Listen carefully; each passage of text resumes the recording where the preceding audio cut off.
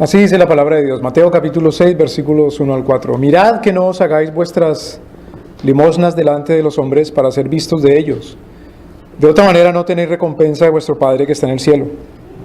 Cuando pues des limosna, no hagas tocar trompeta delante de ti como hacen los hipócritas en las sinagogas y en las calles, para ser alabados de los hombres. De cierto os digo, ya tienen su recompensa. Mas cuando tú des limosna, no sepa tu mano izquierda lo que hace tu mano derecha. Que tu limosna sea en secreto, y tu Padre que ve en lo secreto, Él te recompensará en público. Oremos. Santo Dios, tú ves lo secreto. ¿Qué cosa hay escondida, Señor Dios, para tus ojos? Aún en el sepulcro y en el infierno estás tú. Tú eres omnipresente. ¿Qué cosa hay escondida si en lo más profundo del corazón y de la mente estás tú? Tú lo sabes todo. Es más, tú lo anticipas todo. Antes de obrar, de pensar y de hablar, ya todo lo conoces. Conoces la intención de nuestra alma. Conoces la intención de nuestro corazón. Te rogamos, Señor, que guíes nuestra voluntad para querer alabarte y bendecirte en todo. Detén, Señor, nuestra mano para hacer cualquier cosa que no te honre y glorifique. Guíanos, Señor, y ayúdanos. Enséñanos, te rogamos. En tu nombre, Jesucristo. Amén. Tomen asiento, por favor.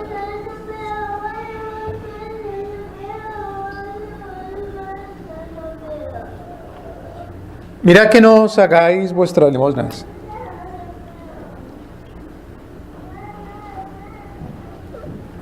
El Señor Jesús, aquí en el capítulo 6, inicia una nueva serie de enseñanzas. No que el Sermón del Monte tenga interrupciones, sino que es una serie de enseñanzas. Y en esta nueva serie, el Señor trata un tema que está presente en varias acciones que el Señor manda hacer. Tengamos mucho cuidado. El Señor manda hacer ciertas acciones. En este caso va a hablar de 3 acciones muy importantes.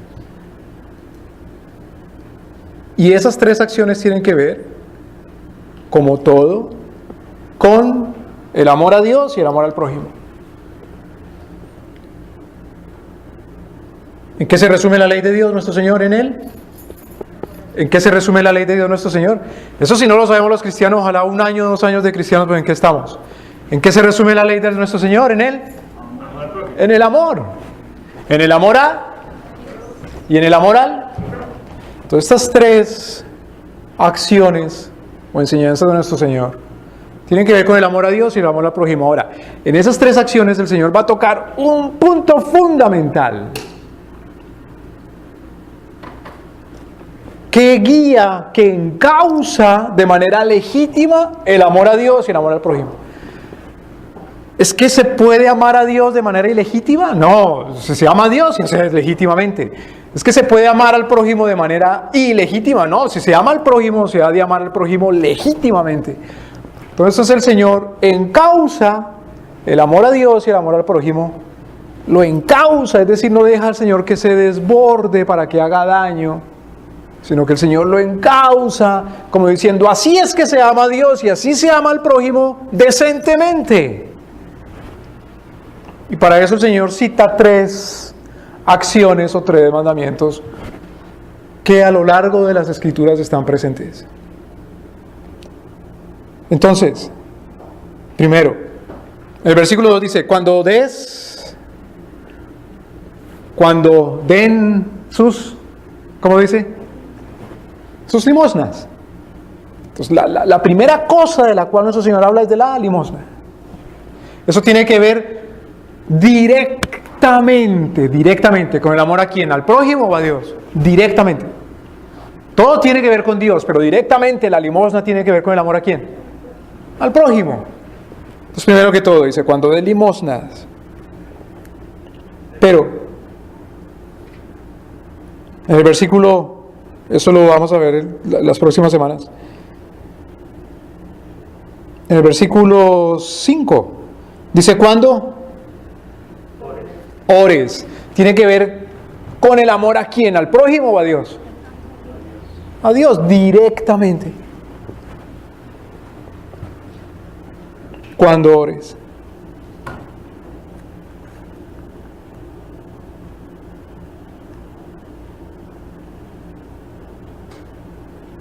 Y luego, en el versículo 17, 16, 17, en el 16 dice, ¿y cuándo? Ayunes. Tiene que ver directamente con el amor ¿a quién? ¿A Dios o al prójimo? A Dios. Pero en esos tres temas, o en esas tres acciones, en el capítulo 6 el Señor encausa cómo se hace decentemente ¿qué? La acción de amar al prójimo y la acción de amar a Dios. Poniendo un fundamento. ¿Cuál es ese fundamento? Ese fundamento o esa base sobre la cual se construye el amor a Dios, el amor al prójimo. Entonces, eso es lo que comienza diciendo nuestro Señor en el versículo 1. Mirad que no hagáis vuestras limosnas delante de los hombres. ¿El Señor está prohibiendo hacer limosna delante de los hombres? Está prohibiendo dar limosna y que alguien vea. Está prohibiendo dar una limosna y que alguien observe, que alguien vea, que alguien pueda ser testigo, que alguien pueda ser testigo, observar, estar ahí presente cuando se dé la limosna. ¿Está prohibiendo eso el Señor? No. Claro que no. Tiene uno que aprender a leer la Biblia, a leerla en su contexto, toda, no agarran un versículo o una palabrita y se va con eso. Sino que dice, mirad que no hagáis vuestra limosna delante de los hombres, luego dice, lean por favor, lean sus Biblias, lean, mirad que no hagáis vuestra limosna delante de los hombres, ¿qué más? Para ser vistos. No está prohibiendo que cuando se haga algo bueno se haga públicamente. Lo que está prohibiendo es que si se hace algo y aún es público, lo que prohíbe nuestro Señor es que el enfoque sea en lo público, en que sea visto, para ser visto, el objetivo. ¿Cuál es el objetivo de hacer algo bueno? Entonces, claro, si el objetivo legítimo de hacer algo bueno es agradar a Dios, nuestro Señor dice, entonces ¿para qué lo hace? Para que los hombres lo vean. ¿Me voy a entender, hermanos? Fundamentalmente, ¿a quién quiere agradar? Fundamentalmente. Eso es lo que quiere decir. No quiere decir, háganlo todo a escondidas. Háganlo todo en secreto. Háganlo todo de tal manera que nadie vea. Háganlo todo de tal manera que nadie sepa. Porque eso reduciría la capacidad, la acción, la efectividad de hacer lo bueno. ¿Me voy a entender? Cuando digo me voy a entender es como cuando los pastores dicen amén. Porque se hace a veces un escribillo. El pastor dijo amén, hay que decir amén. Me explico. Cuando se hace algo bueno, sí, siempre quiere uno que nadie sepa, pues eso limita, reduce la capacidad de extender eso bueno. Porque hay cosas que es necesario hacerlas porque son buenas, son la voluntad de Dios, y es casi imposible que se haga público. Aún más si se trata de hacer algo bueno de manera más extensiva, más grande, que cause mayor efecto. Por ejemplo, ¿predicar es algo bueno? ¿Y cómo se va a predicar si no es en público y que la gente vea? ¿Enseñar es algo bueno? ¿Y cómo se va a enseñar si no es en público y que la gente vea? ¿Curar, sanar es algo bueno? ¿Alimentar es algo bueno? ¿Y cómo va a alimentar si no hay compra y alguien ve que le están dando? ¿O tiene que hacerse todo a la medianoche y que apaguen la luz y que se vaya todo el mundo? Entonces el enfoque de nuestro Señor es en dónde está el objetivo fundamental, principal de su alma. Que lo vean para que lo alaben. Esa es otra cosa diferente. Mirad que no os hagáis vuestras limosnas delante de los hombres para ser vistos de ellos. De otra manera no tenéis recompensa de vuestro Padre que está en el cielo. Ahora, ¿qué quiere decir una palabra en la Escritura? Lo que esa palabra en la Escritura quiere decir en otra parte en la Escritura, ¿qué quiere decir? Lo que quiere decir en otra parte en la Escritura, ¿qué quiere decir? Lo que quiere decir en otra parte de la Escritura. ¿Y qué quiere decir un versículo en la Escritura? Lo que ese versículo enseña que quiere decir en otra parte en la Escritura, lo cual enseña que quiere decir en otra parte de la Escritura, que quiere decir en otra parte de la Escritura. Eso es lo que quiere decir que la Escritura no es de interpretación privada personal. Eso es algo fundamental en nosotros como cristianos, bíblicos o protestantes. La sola ¿qué? Escritura. Que la Escritura se interpreta con la Escritura. Cuando predicamos, los hermanos que aman a Dios van y miran en la Escritura si lo que dice ese Señor es verdad. Si es que aman a Dios, si de pronto tienen algún respeto por lo que nuestro Señor dice, más que por lo que dice otro Señor. Cuando pues de limosna no hagáis tocar trompeta, dice el versículo 2, delante de ti como hacen los hipócritas en las sinagogas y en las calles para ser alabados por los hombres. Eso no quiere decir que no se puede publicar. Uno a veces ve que se publica y dice, en tal lugar se va a hacer una obra de misericordia.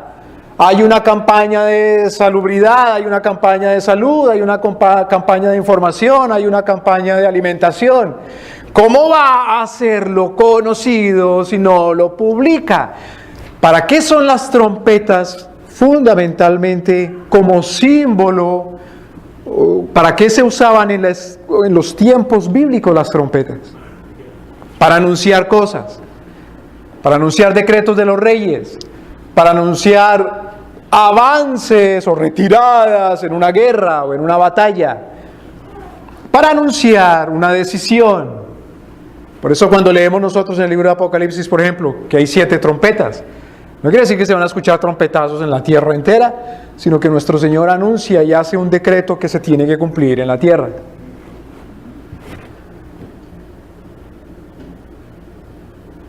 Claro, el Señor observaba bien que había gente en sus días que cuando hacía algo bueno hacía tocar trompetas y anunciaba. Pero el Señor se fijaba cuál era la intención del corazón de aquellos que hacían anunciar, de aquellos que hacían tocar las trompetas. ¿Qué es lo que sucede?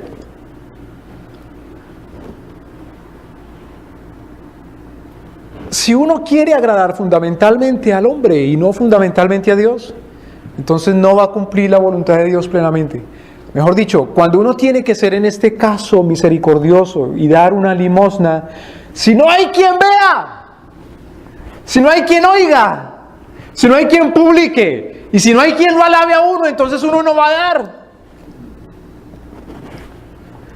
Porque ¿qué es lo que el hombre busca? Ahora, hermanos, mire, es mentira, es falso que todo es gratis o que hay cosas que son gratis. Eso no existe.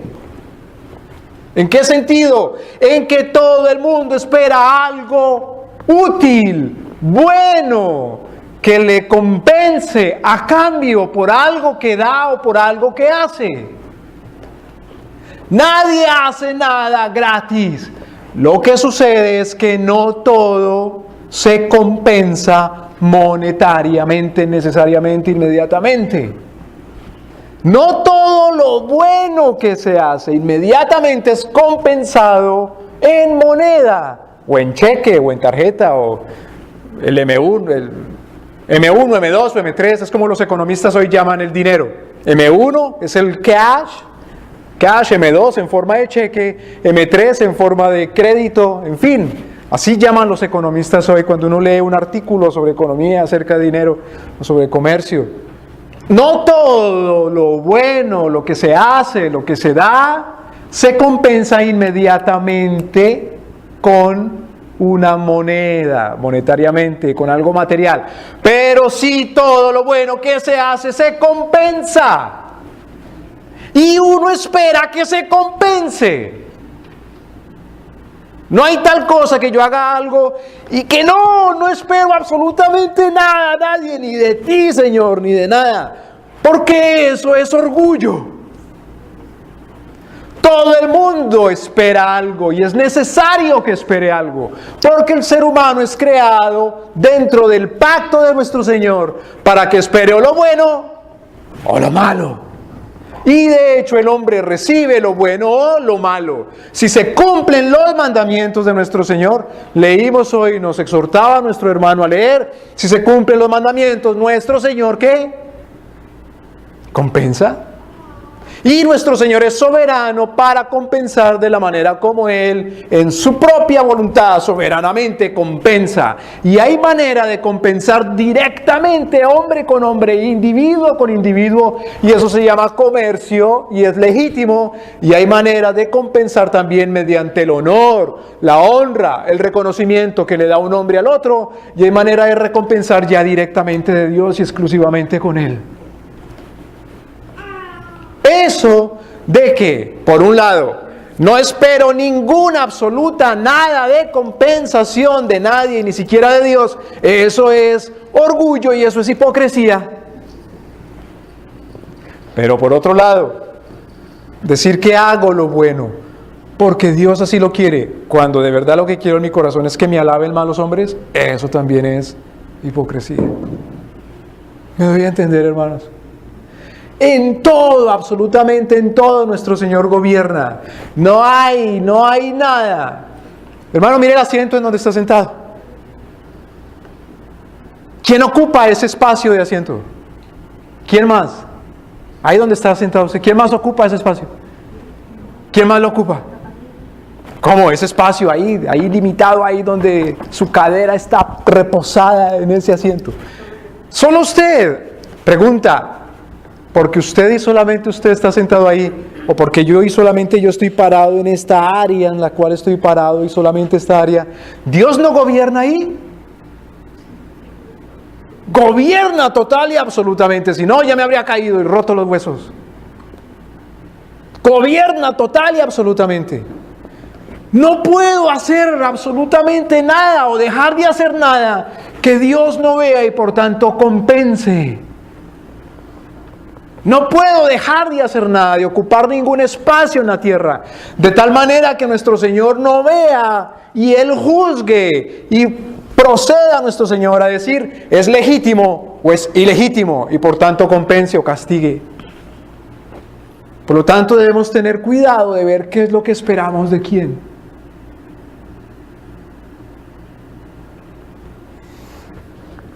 Los místicos y los espiritualistas, los tontos, le enseñan a la gente y la gente se deja creer que uno puede hacer cosas sin esperar nada, de nadie. Eso es mentira, eso es falso.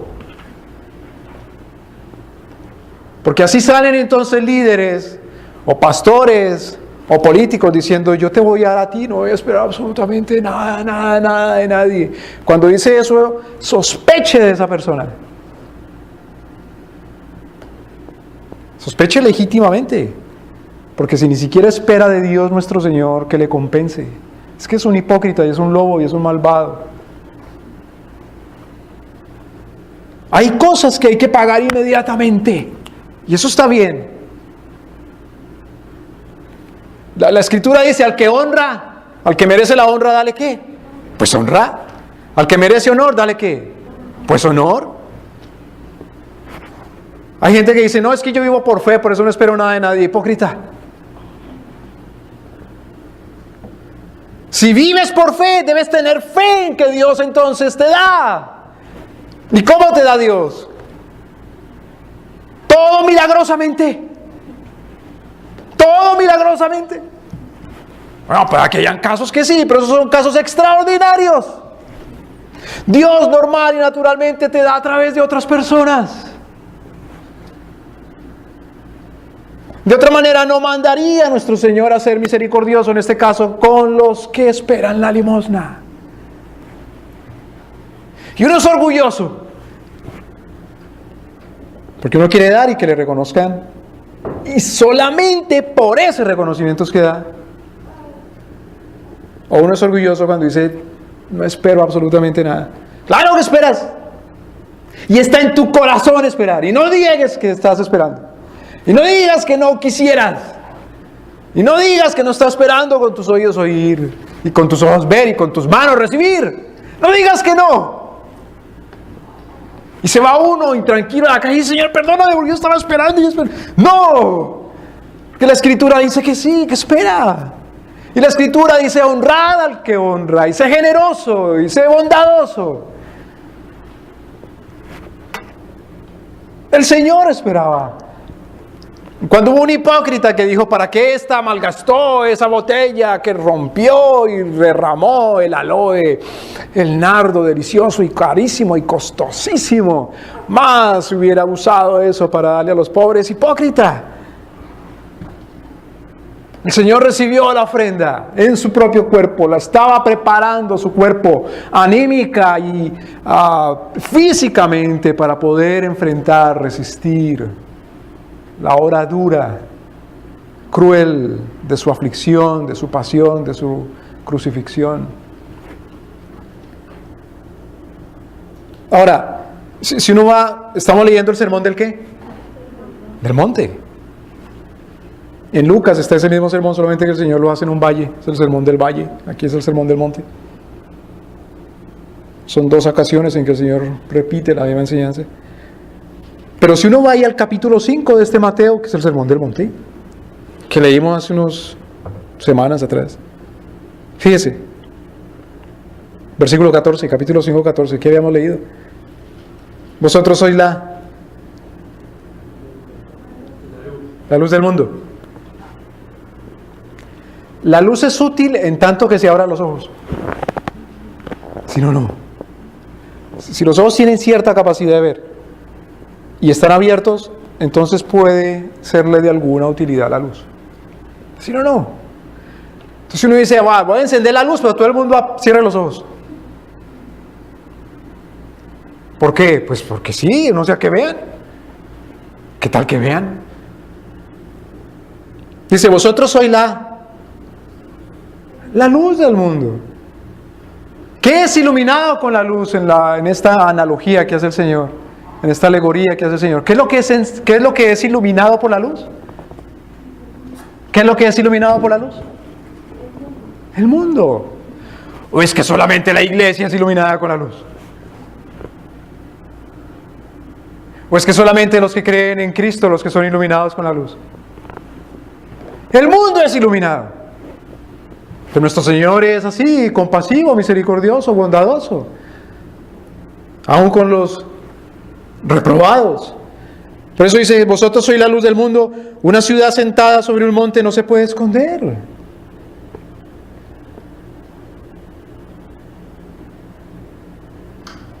Ni se enciende una lámpara, un candil, y se pone debajo de la mesita de noche, del almud,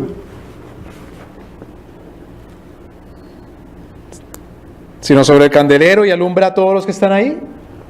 Ahora mire el versículo 16, ¿qué es lo que quiere decir eso? Así pues, así que alumbre vuestra delante de los, ¿para qué? Pero al fin, ¿qué, Señor? ¿Que vean o que no? ¿Se va a hacer lo bueno y que vean o no? Dice el Señor Jesús, para que vean y entonces los alaben a ustedes y los adoren. Sino para que vean y... Para que vean y... Para que vean vuestras obras buenas y glorifiquen a vuestro Padre que está en el cielo. Entonces cuando nuestro Señor dice que tu mano izquierda no sepa lo que hace la derecha, la que la derecha no sepa lo que hace, No quiere decir nuestro Señor que todo sea una cosa secreta. Y ahora otra cosa, mire. Los que odian a Cristo quieren que todo sea secreto.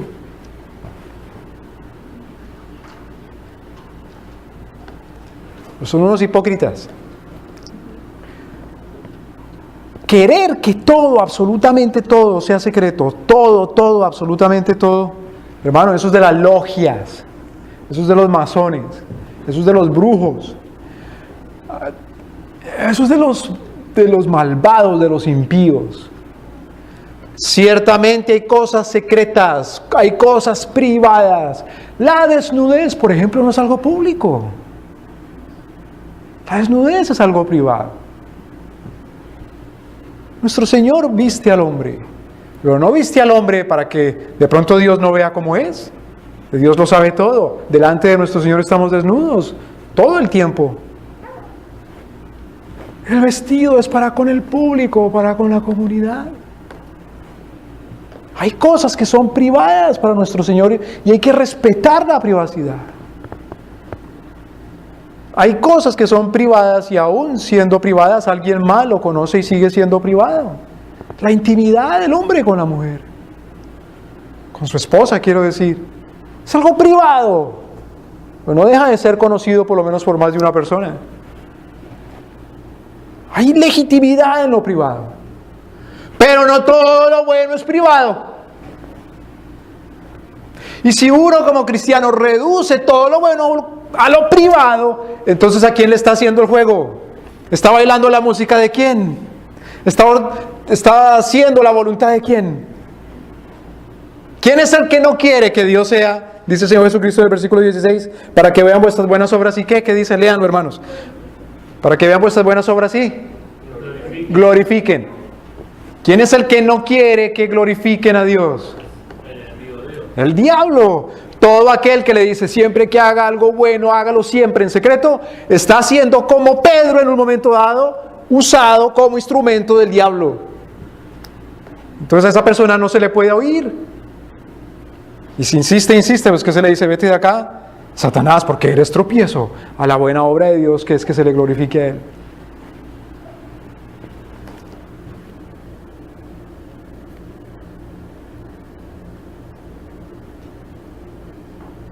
Cuando nuestro Señor Jesucristo dice ahí a continuación, no penséis que he venido para abrogar la ley o los profetas, no he venido para abrogar, sino para cumplir. Pregunta, ¿nuestro Señor cumplió la ley?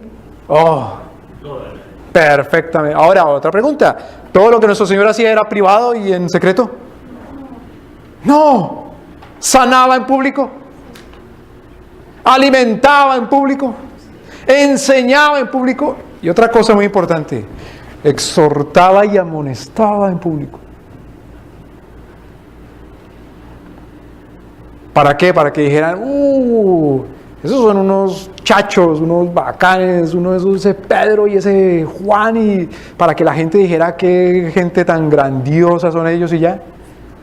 No, sino para que alabaran a Dios nuestro Señor. Para que reconocieran que Jesús es el Cristo. De otra manera, hermanos, si las cosas son todas secretas, eso es una secta. O si las cosas son todas para que lo alaben a uno, eso también es una secta que se llama una mafia. Por eso, cuando nosotros nos congregamos, no nos congregamos para hacer cosas en C. Eso déjelo a la intimidad del hombre y la mujer.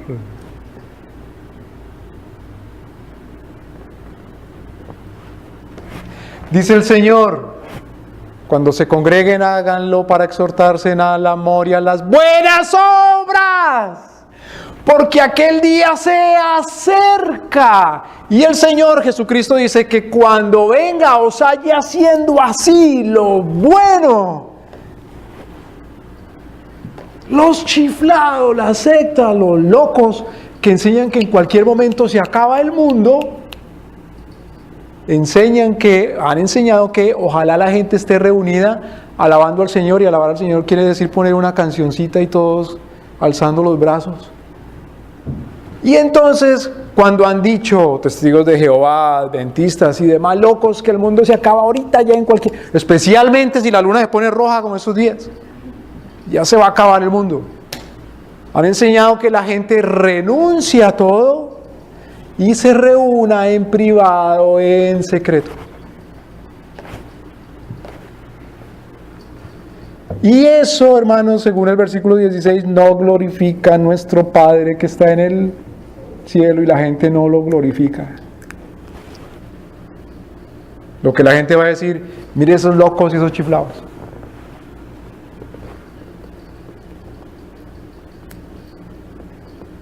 Ahora, si el mundo tiene algo que decir de nosotros, que lo diga.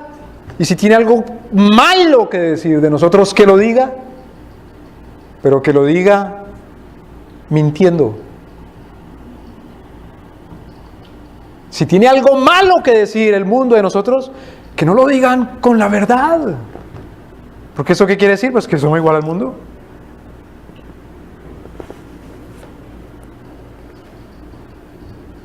Si el cristiano recibe palabras malas del mundo, que el mundo sea difamador, que el mundo sea mentiroso, que el mundo sea injusto. Porque si el mundo dice algo de los cristianos y es verdad, y habla injusticia, pues qué vergüenza nos debe dar a nosotros de nosotros mismos.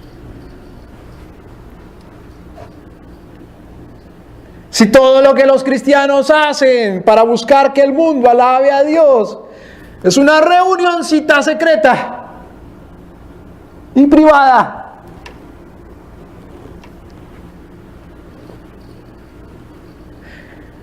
eso no es congregarse, como cuando Pablo le enseña también a los corintios: cuando ustedes se reúnen, que es que para celebrar la cena del Señor, y no son buenos unos con otros, eso no es tomar la cena del Señor, eso no es tomar la comunión, eso no es recordar, hacer memoria del cuerpo y la sangre de Cristo.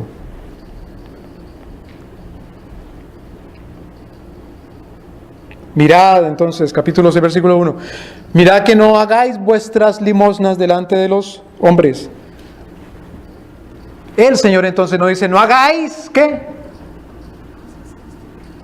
El Señor no dice: no hagáis limosnas. El Señor tampoco se limita y dice: no hagáis limosnas delante de los hombres. Sino que el Señor dice: no hagáis limosnas delante de los hombres, ¿para qué? Os alaben. Para que os alaben. Ahora, es que no termina en eso, que os alaben. ¿Por qué?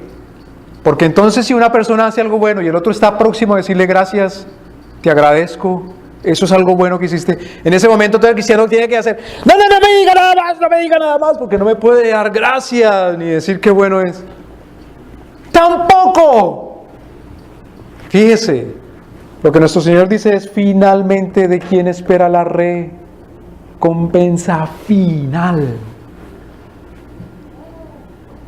¿De quién espera la recompensa finalmente? De otra manera no tenéis recompensa de vuestro Padre que está en el cielo. Si la obra es buena, si la obra era necesaria hacerla, si era urgente, si debía hacerse, si la gente fue agradecida, pero Dios no me recompensa, ¡qué desgracia! Por eso debo suplicarle al Señor que tenga misericordia de mí, que tenga compasión de mí. Ahora, otra cosa, hermanos. Hay una cosa muy desgraciada que se ha metido en los círculos cristianos, y es lo siguiente: pensar, creer, juzgar que como la salvación no es por, sino por, entonces no hacemos obras. Y eso ya no es gracia, sino que eso es una desgracia. Lo que está diciendo es que de verdad no es salvo. La Biblia es una sola, y ahí mismito, en donde dice que la salvación no es por obras para que nadie se gloríe, sino que es por fe, sino que es por gracia, por la fe, y eso es un don de Dios. Inmediatamente también dice, porque somos salvos para buenas obras, que así como la fe, nuestro Señor ha dispuesto la fe, también las buenas obras nuestro Señor las ha dispuesto. ¿De qué manera? Ha dispuesto las obras de manera que el Señor es soberano y Él las hace cumplir, y las ha dispuesto nuestro Señor porque nuestro Señor es el que dice cuáles obras son las que son buenas y cuáles no. El cristianismo de secta, de logia, de encierro, de secreto, ha reducido las buenas obras a una cosa muy íntima y personal. Y como hay cosas que hay que hacer en grupo, pues lo ha reducido a reuniones de grupo muy íntimas, de puerta cerrada y bien litúrgicas. Y esa es la reunión.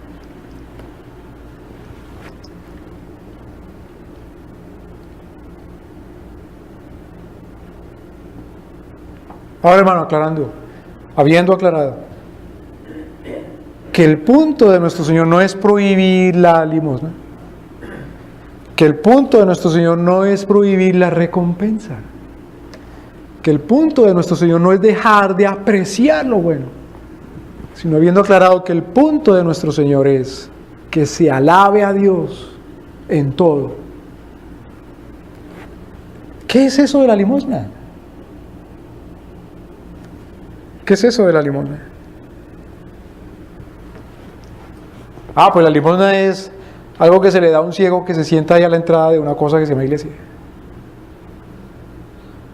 Esa es la limosna. Cuando la Escritura habla aquí acerca de la limosna, habla de dar al que lo necesita, de ser generoso con el que necesita. Ahora, cuidado, porque ¿quién es el necesitado? ¿Quién es el necesitado? ¿Quién es el necesitado? ¿Quién es? Como cuando su Señor le dice amarás al prójimo y le preguntan ¿y quién es el prójimo? Es una pregunta obvia, ¿quién es el prójimo? ¿Quién es el necesitado? Todo el mundo necesita. ¿O no dice uno yo necesito? Yo necesito. ¿Quién es el necesitado? La Escritura prohíbe, dice, entre vosotros no habrán pobres. ¿Quién es el necesitado? La Escritura dice, el que le da al pobre, le está prestando a Dios. ¿Quién es el necesitado? La Escritura dice, cuidarás de las viudas, de los huérfanos y de los extranjeros. ¿Quién es el necesitado? La Escritura dice, el que tiene que comer y el que tiene que ponerse encima de ese por bien servido. Entonces, ¿quién es el necesitado? El necesitado es el que de verdad necesita. Porque es cuestión de dignidad humana, no de orgullo, sino de dignidad humana. Vamos un momento, primero que todo, al libro de Santiago.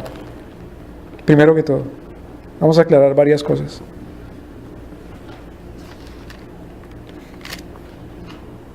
Santiago capítulo 3.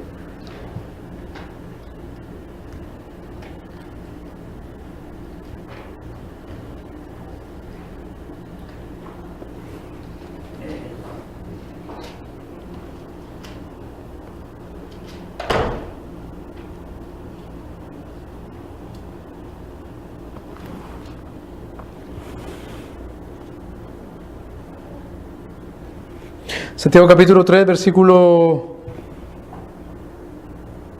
6. Miremos desde el 6. Dice así, y la lengua es un fuego, un mundo de maldad. Así es la lengua entre vuestros miembros. Contamina todo el cuerpo, inflama la rueda de la creación y es inflamada del infierno.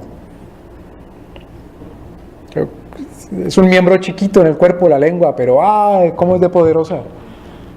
La sin hueso. La lengua. Versículo 7. Porque toda naturaleza de bestias y de aves y de serpientes y de seres del mar se doma y ha sido domada por la naturaleza humana. Mire qué cosa tan hermosa la Escritura. Gloria al Señor. La Escritura hace una distinción de seres. Dice, estas son las bestias y estos son los... Hermanos, esto es algo muy importante para nosotros como cristianos. La Escritura hace una distinción entre las bestias y los seres, ¿qué? Humanos. ¿Sabe que un señor que se llamaba Moctezuma tenía un zoológico? ¿Y sabe qué serie de bestias tenía en el zoológico? Pues bestias. Entre ellas, por ejemplo, siameses. ¿Sabe qué es un siamés? Un siamés no puede ser uno. ¿Sabe qué son siameses? Son dos personas que por una cosa misteriosa de Dios, dos personas nacieron pegadas en el mismo cuerpo. ¿Recuerdan casos? Niños que nacen pegados de la cabeza, o del hombro, o de la cadera. Pues en ese zoológico de ese señor Moctezuma había bestias, y entre esas bestias había siameses.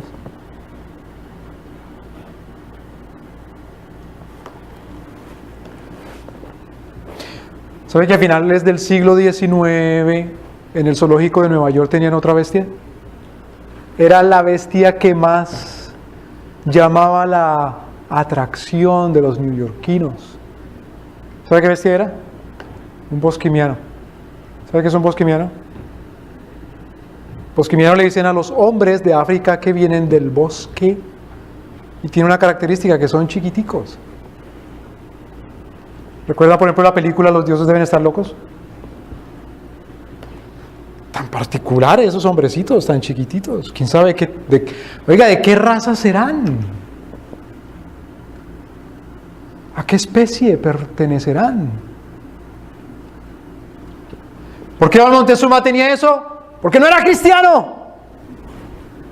Porque solamente nuestro Señor dice que los seres humanos son seres humanos y las bestias son bestias. ¿Y quiénes son los seres humanos? Los que nacen de otro o de otra ser humano. ¿Y cómo se sabe si es el ser humano? Porque nació otro ser humano y porque nació otro ser humano. Y así hasta nuestro padre o desde nuestro padre Adán. En cambio las bestias son las que nacen ¿de qué? Entonces, ¿de una bestia puede venir un ser humano? ¿De un ser humano puede venir una bestia? Entonces, ¿cómo hay bestias, o mejor, gente que piensa siendo gente humana, pero piensa de manera bestial y quiere sacar de bestias seres humanos y de seres humanos bestias? ¿Y cómo es que mezclan seres humanos con bestias? Y en los laboratorios toman información genética humana con información genética de bestias para ver qué sale. Eso precisamente se llama bestialismo, que es algo prohibido por nuestro Señor, ya sea de manera sexual o de manera en un laboratorio o de manera en un zoológico. Y tratar a las bestias como si fueran seres humanos y tratar a los seres humanos como si fueran bestias.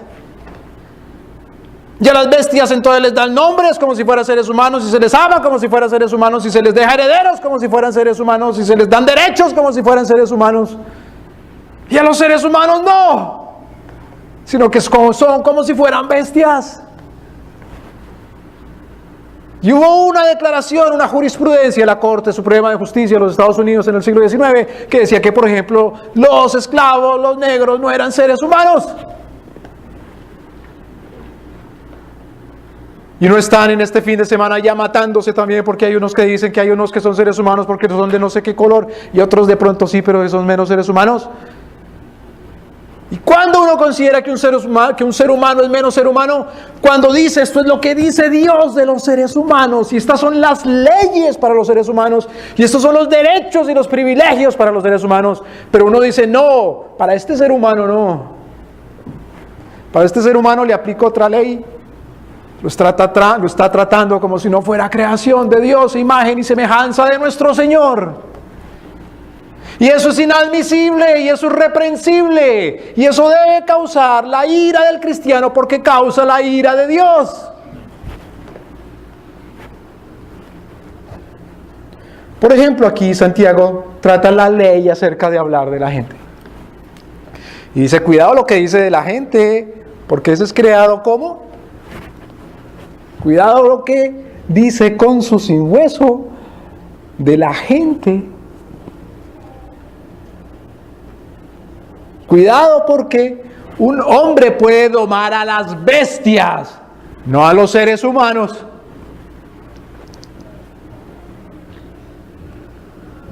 ¿Recuerdan la película El planeta de los simios?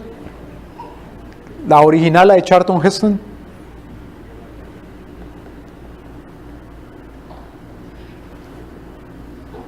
En la película hay un dilema moral, qué cosa tan difícil. ¿Cómo es que los seres humanos dominan a los simios, pero los simios no pueden dominar a los seres humanos? Qué dilema tan difícil, ¿no? Ese es un dilema falso. ¿Por qué presenta esa película ese dilema? ¿Porque es creada con una mentalidad que es bíblica? No, porque la película es escrita, creada, argumentada con una mentalidad pagana, humanista, evolucionista, esa misma mentalidad que le enseñan a los niños allá en esos centros diabólicos que se llaman escuelas controladas por los estados.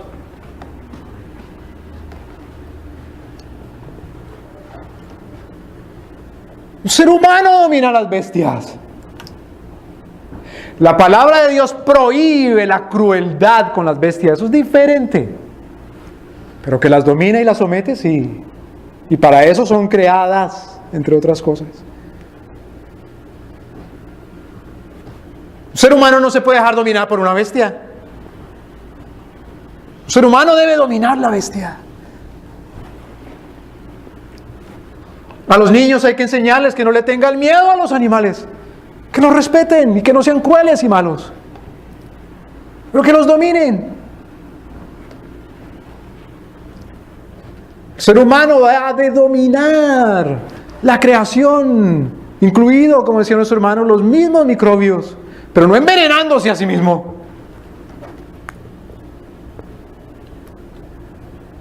Fíjese, versículo 8. Pero ningún hombre puede domar la lengua, que es un mal sin freno, llena de veneno mortal. Pueda que el ser humano sea superior a las bestias, pero el ser humano no es omnipotente. El ser humano no puede primero que todo dominar bestializar a otros seres humanos, domar a otros seres humanos. No los puede tratar como bestias. Pero por otro lado, el ser humano no tiene capacidad de dominar su propia lengua. ¿Qué dice la Escritura entonces? ¿Que estamos condenados todos a ser blasfemos? ¿Sí? ¿Estamos condenados todos a ser herejes? Pero ¿cómo hacemos entonces si es que el ser humano no puede dominar su propia lengua? ¿Cómo hacemos? ¿Quién sí puede? Dios sí puede. Por eso debemos someternos y humillarnos delante de nuestro Señor y rogarle y suplicarle que hablemos lo que Él quiera y que callemos lo que Él quiera. Que nos dé su Espíritu Santo. Uno es tan bestia, somos seres humanos, pero se comporta de manera tan bestial cuando su lengua no la usa bien. Y entonces dice lo que no debe decir. ¿Y cómo sé qué es lo que debo decir? Pues lo que Dios dice. O calla lo que no debe callar. ¿Y qué es lo que Dios dice que no debe callar? Pues lo que Dios dice que no se calle.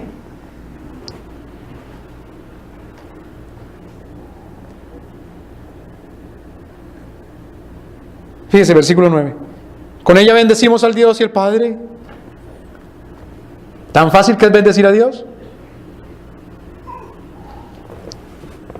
Con la lengua es fácil.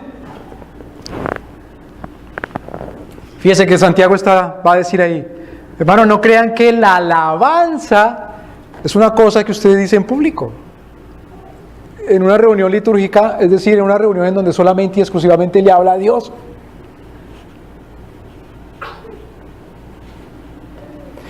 Si no le dice a los hombres lo que debe decirles, no está alabando a Dios. Si no calla con los hombres lo que debe callar, no está alabando a Dios. Con la lengua. ¿Pero qué tiene que ver eso con la limosna? A ver. Con ella bendecimos al Dios y Padre, y con ella maldecimos a los hombres que son hechos a semejanza de Dios. Hermanos, ¿con quién debemos ser misericordiosos fundamentalmente? Primeramente, con los que son ¿qué? Imagen de Dios nuestro Señor. Uno se da cuenta, hermanos, en la cultura que uno vive, que hay gente que es más misericordiosa con las bestias.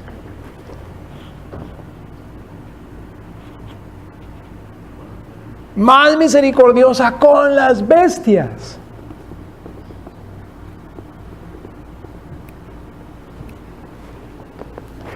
Pero ¿cómo no va a ser así? Si a mí me enseñaron como 200 días al año, de 8 de la mañana a 3 de la tarde, durante 20 y tantos años, y mis padres dijeron que estaba bien, me enseñaron que mi abuelo y mi ancestro era una bestia.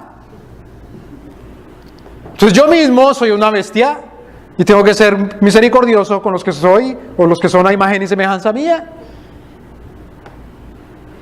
Entonces no puede discriminar entre las bestias y los seres humanos.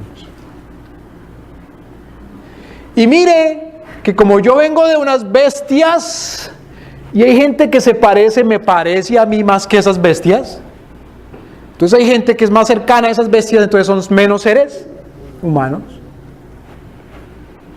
Y hay gente que por alguna razón no vive como seres humanos, sino que ellos mismos, sus padres, muchos de ellos viven como bestias, entonces eran bestias, no son seres humanos.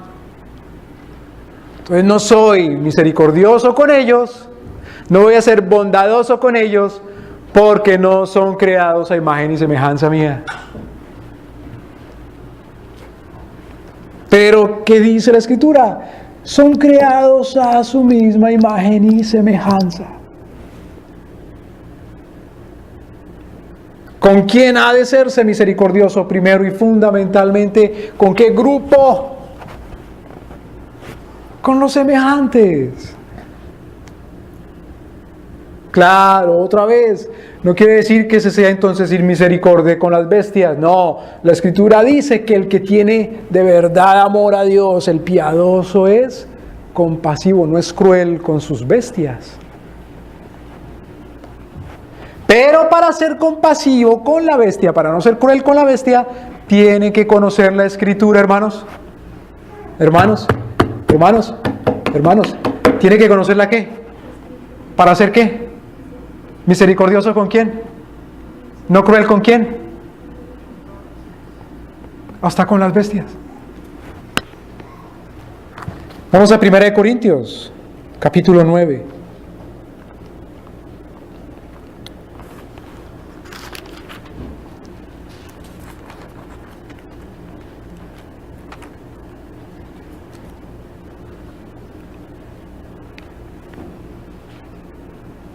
Versículo 4. Mire lo que el apóstol Pablo le dice a los corintios.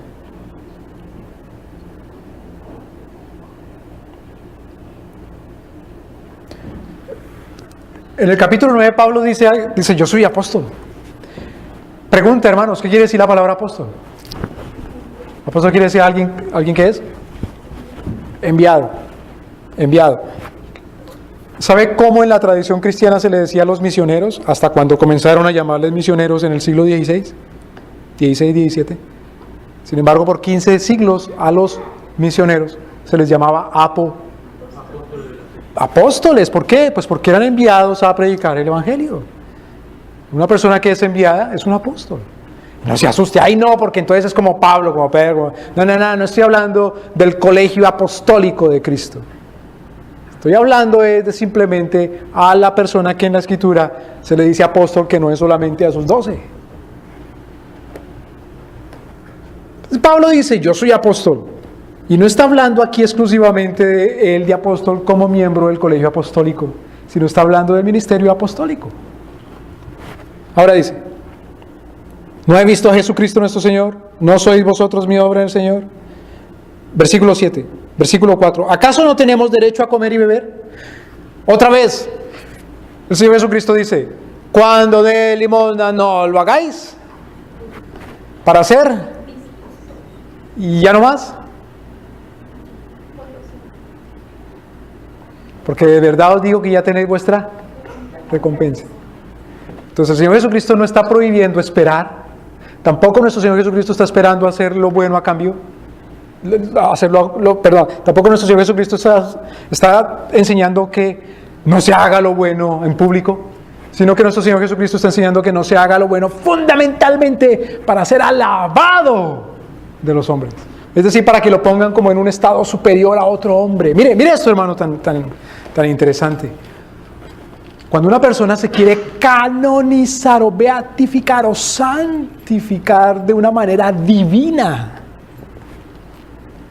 esa persona da la impresión de que no tiene las mismas necesidades de los demás. Si somos imagen y semejanza de Dios nuestro Señor, no quiere decir que seamos como Dios, sino que somos creados a imagen y semejanza de Dios, es decir, que nuestro Señor comparte ciertas cualidades, características o atributos que Él tiene de manera perfecta, lo comparte con nosotros ahora de manera humana. Como Dios nuestro Señor, nosotros tenemos la capacidad de ser reyes y sacerdotes sobre la creación, no los ángeles. En ese sentido, nosotros somos creados a imagen y semejanza de Dios. Pero los seres humanos no somos Dios.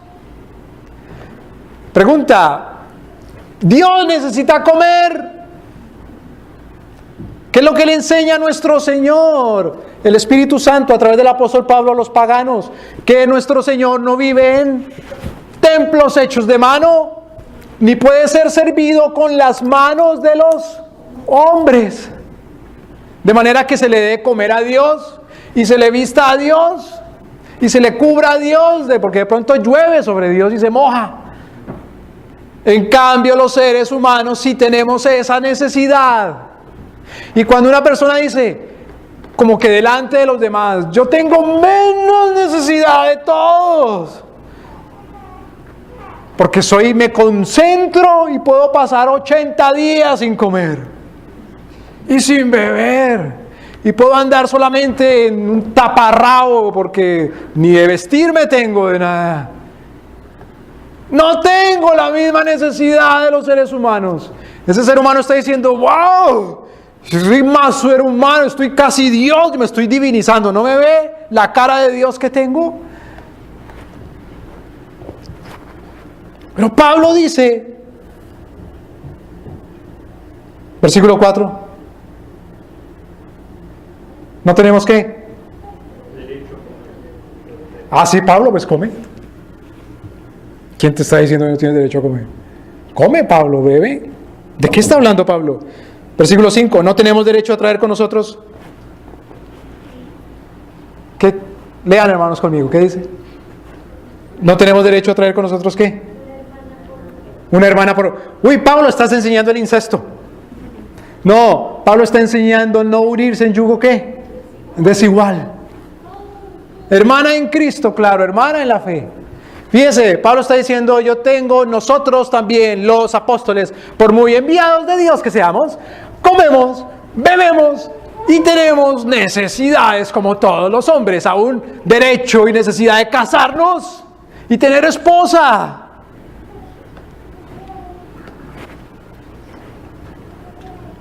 Como también los otros apóstoles,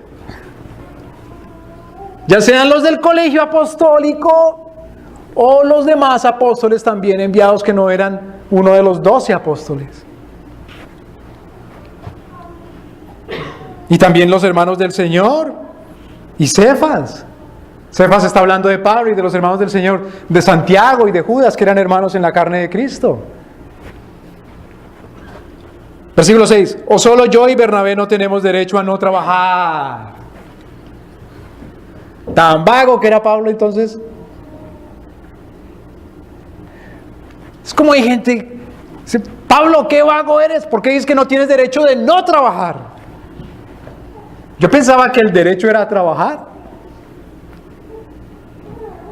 Como dicen los demagogos o los populistas o los mentirosos, todo el mundo tiene derecho a trabajar, entonces voy a crear un trabajo de la nada y hay que crear trabajos de la nada y todos tienen que darme dinero aquí para poner algún trabajo obligatoriamente para todos.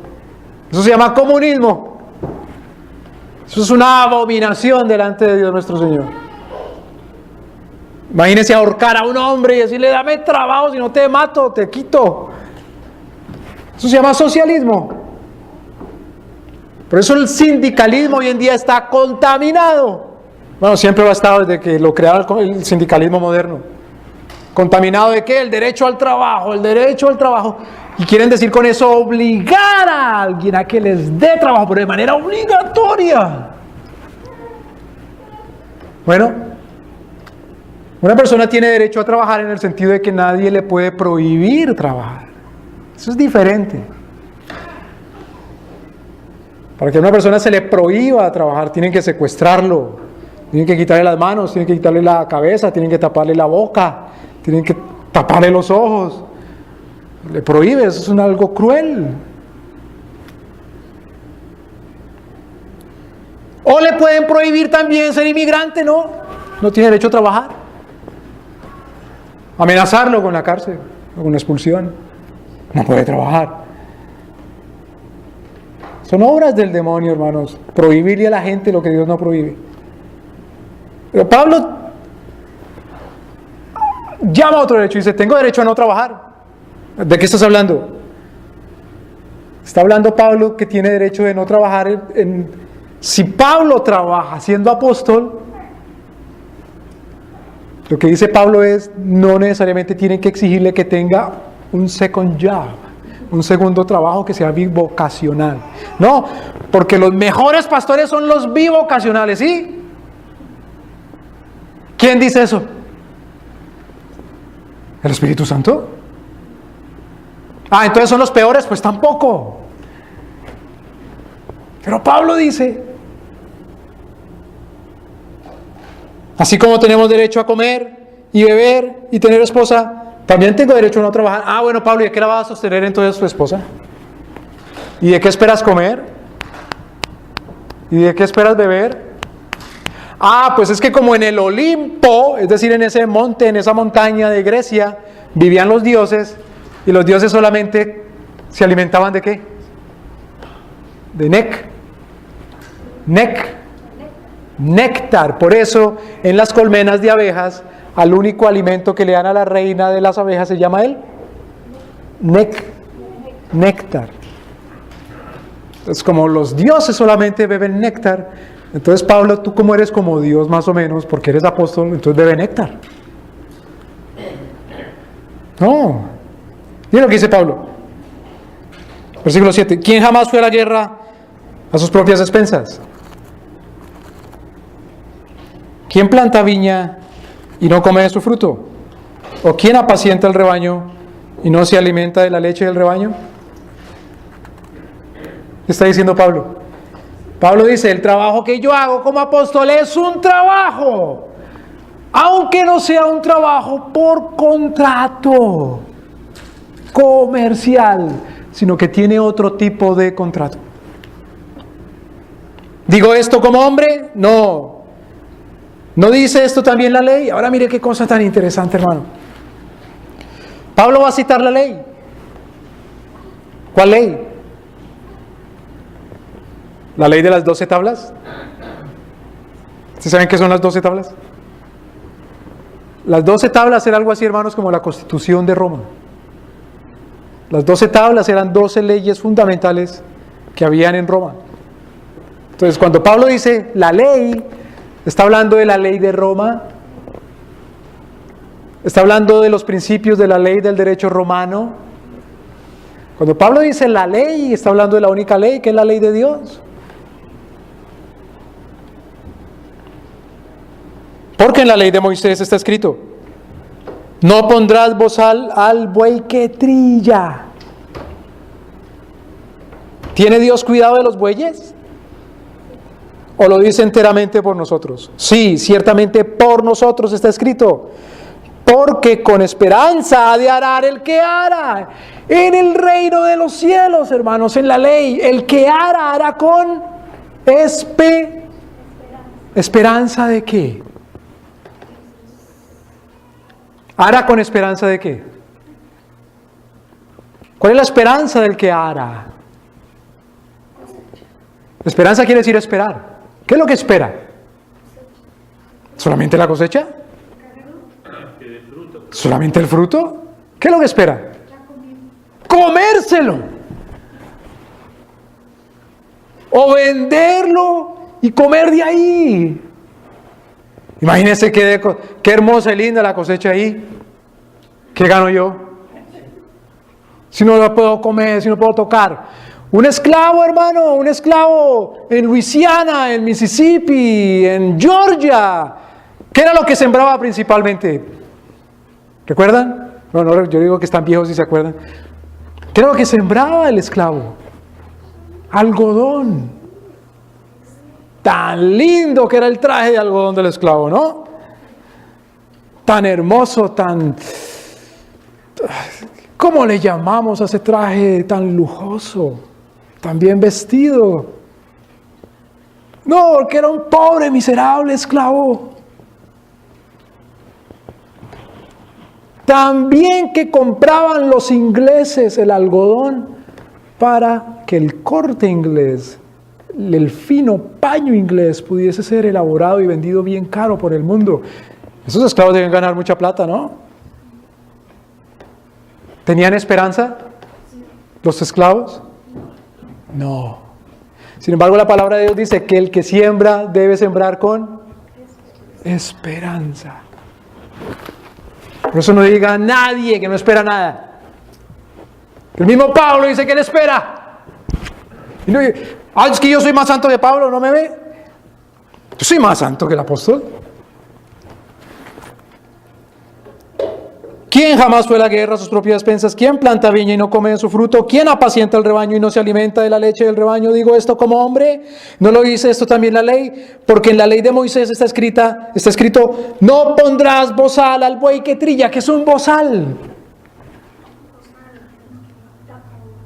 Un lazo, un cuero o un metal que se le pone a las bestias, no a los hombres, en la boca. ¿Para qué? ¿Para que no hable? No, pues una bestia, ¿para qué?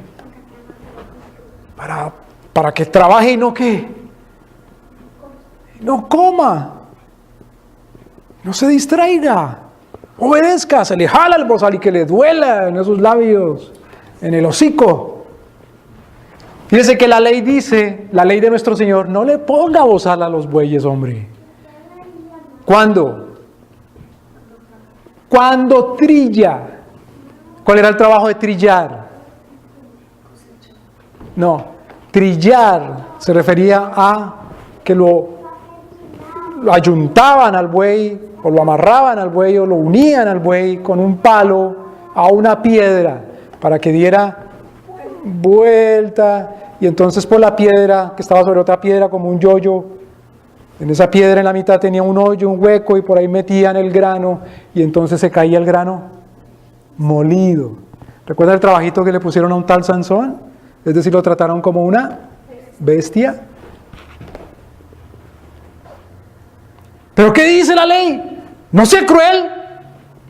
No le ponga bozal al buey. Déjelo que ¿qué? Que coma de lo que se cae al piso. Ahora Pablo dice, si eso dice la ley, versículo 10, lo dice enteramente por nosotros, por los apóstoles. Al buey no le ponga bozal. Es decir, el buey sí tiene esperanza, pero el apóstol no puede tener esperanza. O sea, trátalo como una ¿qué? Como una bestia. Sí, ciertamente por nosotros es escrito, porque con esperanza de arar el que ara y el que trilla, con esperanza de participar de lo que espera. Los demagogos, los brutales demagogos, los tiranos, dice lo importante es el honor del líder. el honor de la patria, el bien, como decían unos barbados o más abajito otros, de la revolución, de la nación, aunque usted se sacrifique. Eso es meterle a la gente porquería en la mente, volverlo un idólatra, un adorador de hombres. Es decir, hace las cosas no para la gloria de Dios, sino porque lo mire el líder o el partido o la policía secreta.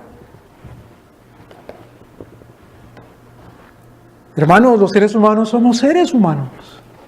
No somos dioses, somos creados a imagen y semejanza de Dios nuestro Señor, pero no somos dioses y somos diferentes a las bestias.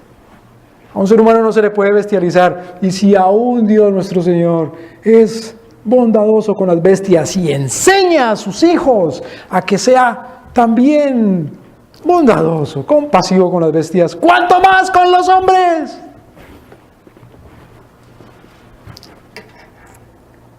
Versículo 11. Si nosotros sembramos en vosotros lo espiritual, es gran cosa que cosechemos de vosotros lo material. Mire esto, hermanos. Esa actitud de la iglesia, de querer entender la iglesia, de que lo único que es ganancia es ya sea lo espiritual o solamente lo material, ha convertido al mundo en materialista o en espiritualista. Déjeme me explico. Para nuestro Señor, lo material no deja de ser espiritual. Tanto así que hay un mandamiento que dice no robarás. Si solamente importa el espíritu y no la materia, pues ¿qué importa robar? ¿Qué importa agarrar la materia de los demás? Pero todo lo que es, hermanos, la palabra de Dios y su ley y el juicio de Cristo es espiritual. De tal manera que si esperamos lo espiritual, no contradice, no está en antagonismo, si esperamos lo espiritual, en también ser obedientes con Dios en lo material. Porque así es como nuestro Señor cuida todo y bendice. Amén. Fíjense que Pablo dice, las dos cosas son importantes y esperamos, y las dos cosas son intercambiables. Sí se puede esperar lo material a cambio de lo espiritual, ¿o no? ¿Sí o no? Lo que diga la Biblia, hermanos, no lo que diga la gente o la moda o las iglesias o los pastores o yo acá. Lo que dice nuestro Señor, que a cambio de lo material se puede recibir lo espiritual. Y si lo dice Dios, ¿quiénes somos nosotros para negarlo? Y mire cómo nuestro Señor está enseñándole a la humanidad en esta era de lo virtual y de lo material, que las dos cosas son reales. ¿Acaso no puede aprender uno de un hombre que esté ahí parado frente a su nariz y le hable, como también puede aprender de otro hombre que a la distancia está leyendo su trabajo? De otra manera, Pablo no diría, hombres romanos, solamente les escribo para decirles que ahí voy y espérenme porque tengo muchas cosas que enseñarle. ¡Pum! Se acabó la carta a los romanos. La enseñanza es real, ya sea porque materialmente el maestro está ahí, o porque está por carta, o por distancia, o por cualquier otro medio que nuestro Señor quiera. Y está reunido para hacer la obra de Cristo.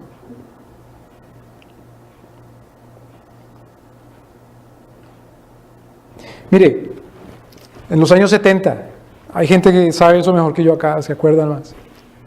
Hubo en un paisito por allá al sur de China que se llama Camboya, hubo un bruto que se llamaba Pol Pot.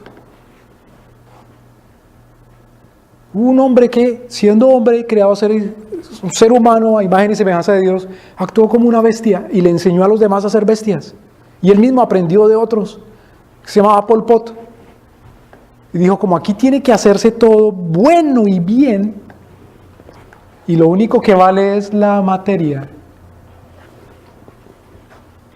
entonces vamos a matar a todos aquellos que no hacen cosas materiales, directamente. Todo aquel que no sea su trabajo con las manos directamente, ese hay que matarlo, hay que eliminarlo. Y como hay gente, por ejemplo, que pueda que haga un trabajo material, pero parece más bien que está como inclinado a trabajos que no sean directamente materiales, hay que matarlos. Entre ellos, por ejemplo, los que usan lentes o espejuelos o gafas o como le llamen. O si alguien usa una corbata, o si alguien es un maestro, o si alguien fue un abogado, qué sé yo, cualquier tipo de trabajo que no sea material hay que matarlo. Porque ese no es tan hombre, ese no es creado a imagen y semejanza de Dios. ¿Sabe que ese fue un país que fue colonizado por cristianos? ¿Y cómo es que la gente terminó creyendo eso? Esa brutalidad. ¿Sabe que la iglesia no enseña que tanto lo material es espiritual como lo espiritual? Y que a Dios, para Dios las dos cosas son importantes. Y que las dos cosas hacen parte de la santidad. Es que mejor, si yo soy pastor, que me digan que porque hago este trabajo, es un trabajo mejor. Y esa sí es la obra de Cristo, que un hombre por ahí que ordeña una vaca. ¡Mentira! Ambas cosas son espirituales. Ambas cosas son importantes en el reino. Hay gente que le dicen, busque a Dios. ¿Qué hago para buscar a Dios? Pues métase a una iglesia. Pues ahí debe estar Dios. Están espiritualizando las cosas. El único hombre que puede enseñarle de Dios es un hombre espiritual. ¿Y qué quiere decir eso espiritual? Pues que hay otro espiritual que le pone unas manotas encima y ya quedó él hecho un espiritual. Y eso se llama imposición de manos y ordenación. ¡Mentira! Espiritual es todo aquello que nuestro Señor dice con su palabra, que Él domina y reina y juzga. Lo espiritual es hacer la justicia. Lo espiritual es juzgar, es decir, tratar las cosas como Dios las trata. Esa es la obra de Cristo.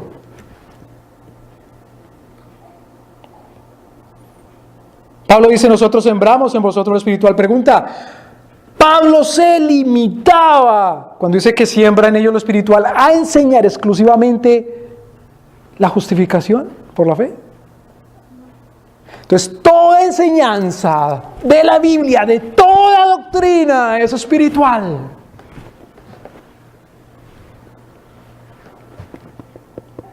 La doctrina, la enseñanza de cómo amar a su mujer, es espiritual.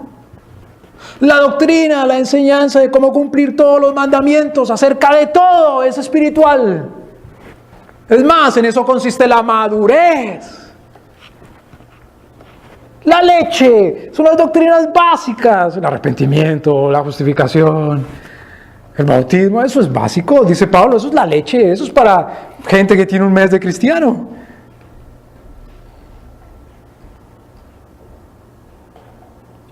Versículo 12, si otros participan de este derecho sobre vosotros, ¿por qué no nosotros?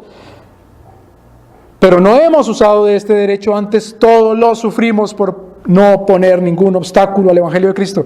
¿Qué está diciendo Pablo?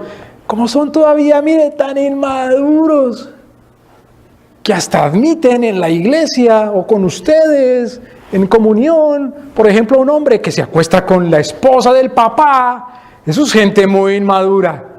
Mucho menos van a entender, les dice Pablo, que tengo derecho a comer. Por eso mejor me busco otro trabajo, porque si no son capaces de juzgar una cosa tan simple como que un hombre no puede acostarse con la mujer del papá, ¿qué van a entender lo demás? La gente que es responsable materialmente hablando es gente espiritual y madura. La gente que es generosa con el necesitado es espiritual y madura. Hermanos, un grupo de cristianos, una iglesia acomodada que se hace esclava de un banco en lugar de dedicar esos recursos ingentes a la misericordia, son inmaduros.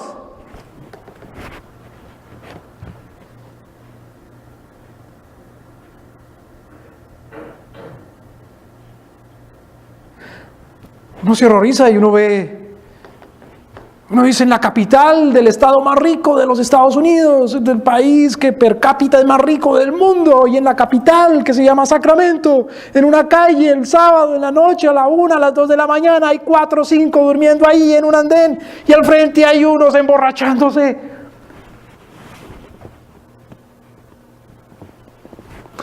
Y luego los santos dicen que lo importante es que al otro día, el sábado, venga a la iglesia. Y que esa es la reunión de los santos y la congregación.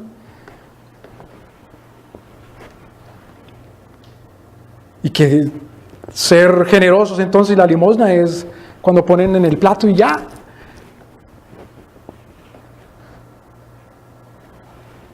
Eso no trae la ira de Dios.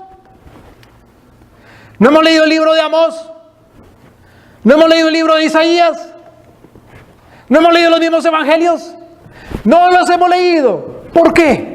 Porque el pastor dice que la Biblia es un libro difícil, que solo el pastor lo entiende porque fue tantos años a estudiar, y que el resto de la gente no es creada a imagen y semejanza de Dios como él sí, y no puede entender nada, y por lo tanto no puede él mismo conocer a Dios y su justicia. Y entonces ya es no un país cristiano, sino es como en la India, en donde pasa una vaca gorda al lado y se hace la vaca sobre un muerto de hambre, pero es que la vaca es sagrada, porque esa vaca es más imagen y semejanza de Dios, porque de pronto es su antepasado, su papá o su abuela que se encarnó ahí en la vaca. Pero aquí también hay vacas sagradas, intocables. Instituciones y personas intocables, esos son los que deben ser engordados, y no el pobre, el menesteroso, el desnudo, la viuda, el extranjero y el huérfano. Y uno los conoce, y hasta en su propia familia hay, y puede que su papá y su mamá estén en la misma condición, pero yo no sé ser misericordioso, sino de la manera como debo supuestamente traer los diezmos al alfolí, y hay alimento en mi casa y seréis bendecidos, sacando de contexto todo. Hermanos, hoy día no hay templos. El templo es la tierra, el mundo, el cielo. No creemos, hermanos, que cumplimos con eso de la limosna porque traemos disque al templo, porque el templo no existe, materialmente hablando, una casa. O si no leamos el libro de Hebreos, no lo hemos entendido todavía. Cristo cuando murió rasgó, ¿qué cosa? El velo, es decir, ya perdió el templo su función.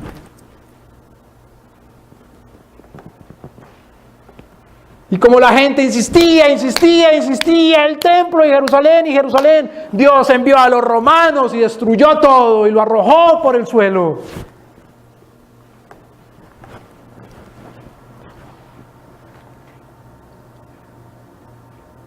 Directamente es la limosna con el necesitado.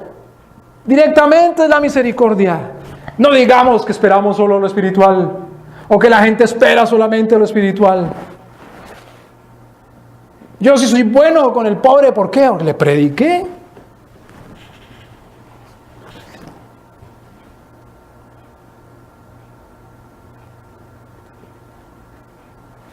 Para terminar, yendo al libro de Primera de Timoteo. Mire las prioridades, hermano.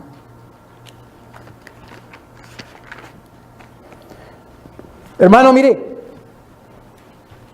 los cristianos de su presupuesto, ¿sabe qué es presupuesto? No, los cristianos no sabemos qué es presupuesto. ¿Por qué? Porque ni el pastor sabe qué es un presupuesto. Presupuesto quiere algo que se pues se presupone, se presupuesta. Es decir, es la base, el fundamento, es el plan. El plan de gastos es un el plan de gastos. ¿Dios nos enseña a tener un plan de gastos? ¿Cómo no? No hubo naciones en el mundo que tenían un plan de gastos hasta cuando nuestro Señor envió un misionero, mejor un apóstol cristiano que se llamaba un tal José, hijo de Jacob, a un país que se llama Egipto. Y Jacob les dijo, 7 años de vaquitas o de vacotas, ¿son 7 años de qué? De gasto, hermano, porque es gordo. ¿No ve lo que hacen todos estos presidentes y estos líderes desgraciados, inhumanos, que cuando hay bonanzas petroleras, cafeteras, lo que sea, empiezan a gastar a manos llenas lo que no es de ellos, porque los pueblos son tontos y hacen leyes para que les den el privilegio de gastarse lo que no son de ellos? ¿Qué dice la Escritura? Vacas gordas, ahorro, ahorro. ¿Qué dice la Escritura? Vacas flacas. ¿Y si ha ahorrado? ¿Ya no? ¿Ha ahorrado? Entonces, ¿qué dice la Escritura? Hermanos, si no hemos leído Génesis, ¿qué vamos a leer lo que sigue? ¿Qué se hizo durante el periodo de vacas flacas? Dar. ¿No venían de todo el mundo? ¿No vinieron los hermanos de José? ¿Cómo va a ser uno generoso si primero no produce y si segundo no ahorra? No puede dar limosna. No puede ser generoso. No puede ser generoso porque ni siquiera tiene un presupuesto para eso. Es decir, no tiene una partida para decir esto para mis hermanos que son prójimos, creados a imagen y semejanza de Dios y son pobres. Y esperan como esperaba Pablo. 1 Timoteo capítulo 5. Para terminar. Mire la prioridad y el orden.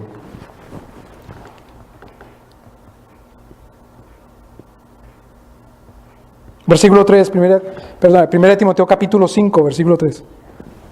¿Recuerdan, hermanos? En la Escritura dice, el diezmo, dice, diezmarás, ofrendarás. Es decir, tendrás cuidado de quiénes. Primero dice del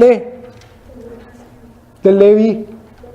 Levita, es decir, el que te enseña. Segundo, las viudas. Tercero, los. Y cuarto, los. ¿Yo que voy a tener cuidado de los extranjeros?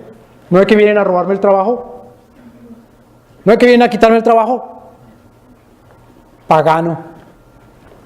¿Para qué dice que es cristiano si piensa así? ¿Para qué dice que lee la Biblia? Como si el trabajo fuera propiedad otra vez de una nación. Trabajo es algo que alguien hace con sus manos porque le es útil a alguien. Nadie puede decir que es dueño de eso.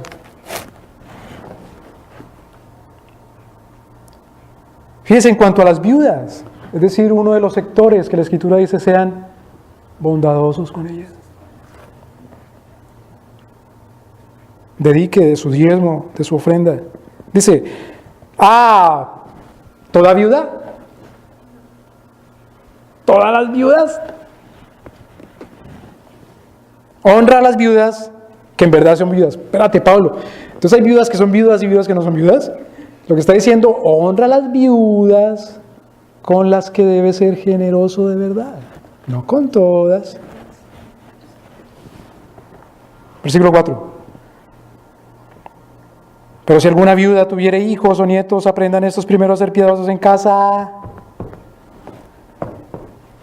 También el apóstol Pablo le enseña, le dice a Timoteo, el que no provee para los suyos y los de su casa no es digno de ser ¿qué? Cristiano.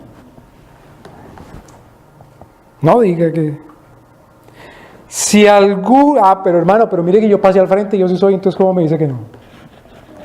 Eso te pasa por tonto, por creer lo que te enseña y por primera vez. Si alguna viuda tuviera hijos o nietos, aprendan estos primero a hacer en su propia casa, es decir, en su propia familia.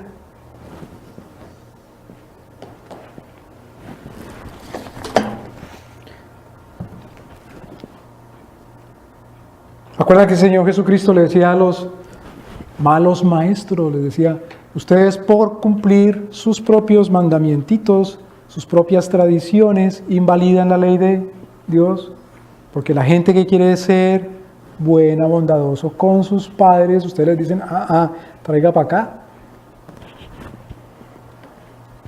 Y así invalidan la ley de Dios.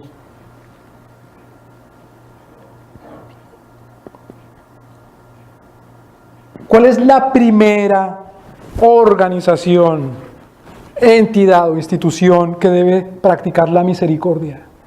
Según nos está enseñando aquí el apóstol Pablo. La familia. Pero si un padre, mire, si un papá no le enseña ni siquiera a su hijo a que respete y salude a su abuelo, ¿qué le va a enseñar después que sea misericordioso con él? Si está viejo o con el mismo papá.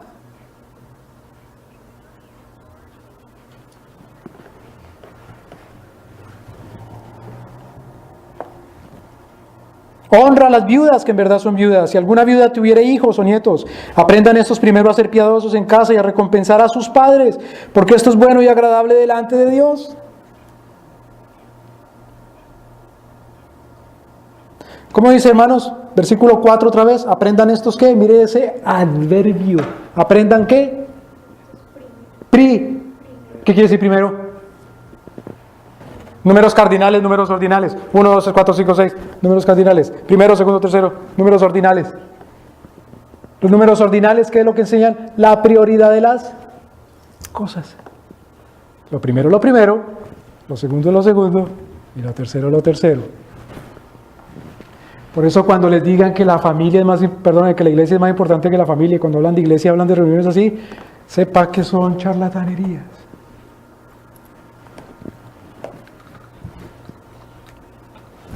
Pablo está diciendo, primero es la familia. Porque nuestro Señor primero creó ¿una qué? Familia. Nuestro Señor no dice, y se unirá el pastor al copastor y parirán discípulos a su imagen y semejanza, y dejará el hombre a su padre y a su madre y se unirá a la primera iglesia no sé qué.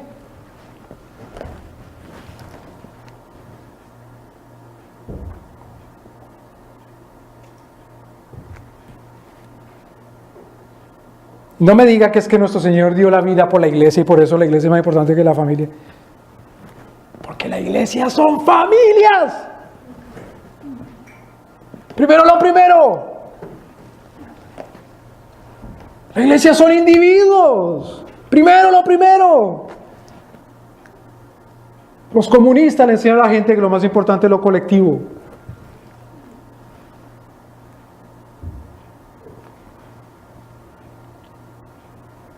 Eso de dar la vida por la patria, eso es una tontería, es una bobada. Eso es un sacrificio humano y los padres no pueden sacrificar a sus hijos. Mucho menos cuando se trata de las vanaglorias de los tiranos que los envían a la guerra y le hacen creer a la gente por propaganda que es por la patria.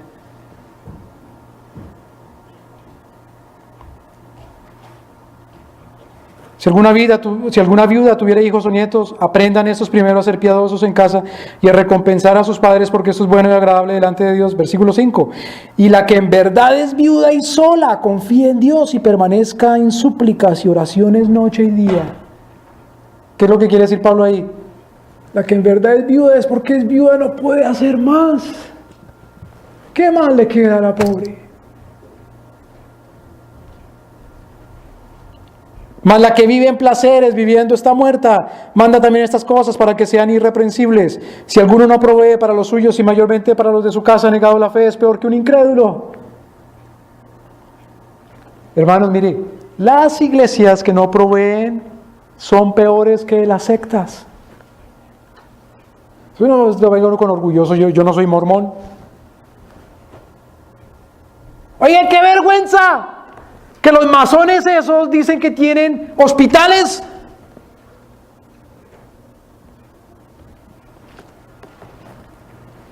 Y las iglesias dicen que tienen deudas con los bancos.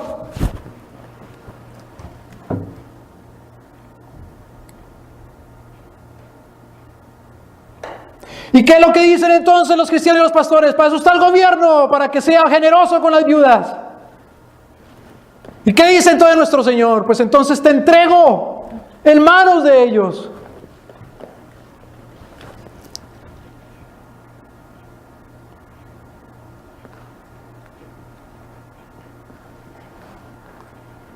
Versículo 9, sea pues en la lista, puesta en la lista de qué?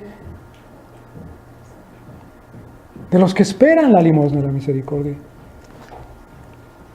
La que no sea menor de 60 años, que haya sido esposa de un solo marido, que tenga testimonio de buenas obras, y crió hijos, y ha ejercitado la hospitalidad, si ha lavado los pies de los santos, si ha socorrido a los afligidos, si ha seguido toda buena obra. ¿Qué es lo que está diciendo Pablo? Si hay viudas, primero preocúpese por las viudas de su propia familia. Segundo, por las viudas de su propia fe y comunidad cristiana, y luego sí, con las de afuera. Esa es la prioridad. Hacer el bien a todos, especialmente a los de la familia de la fe.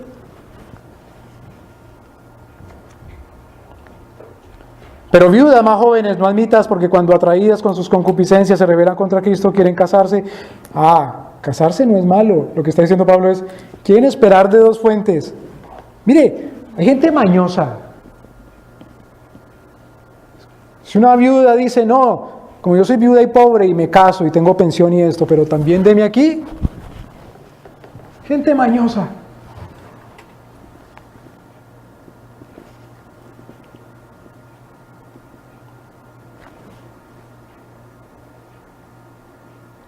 Es algo vergonzoso, hermano. Gente que no tiene necesidad y está suplicando misericordia.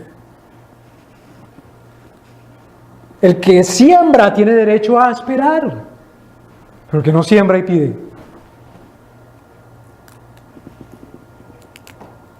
¿No hacen acaso eso los políticos corrompidos?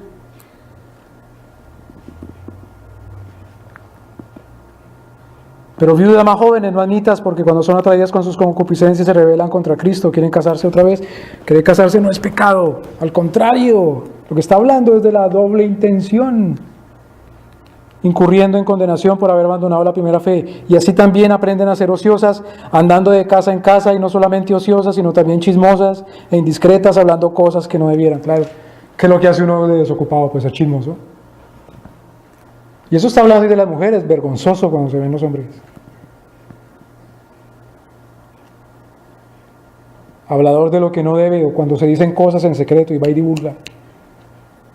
¡Qué vergüenza!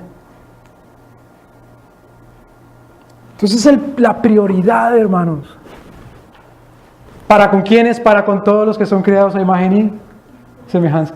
¿Por qué? Porque todos esperan. ¿Y por qué? Porque nosotros mismos esperamos. De Dios recompensa y esperamos que se glorifique el nombre de Cristo. Oremos.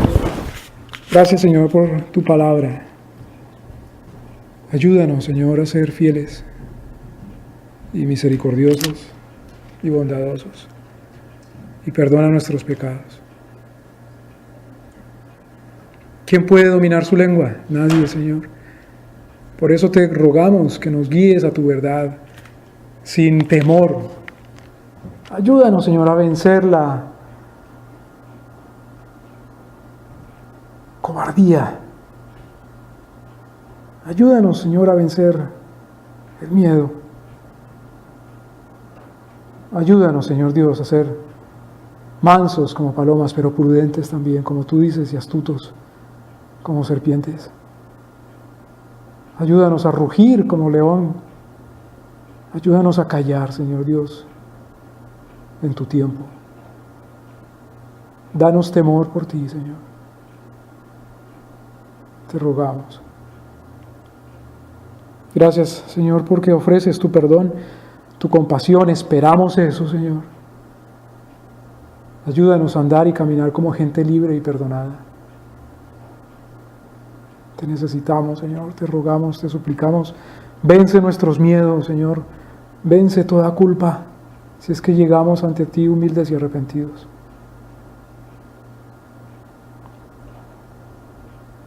La tierra es tuya y tu plenitud. Da reposo a nuestras almas. En tu nombre, Jesucristo. Amén.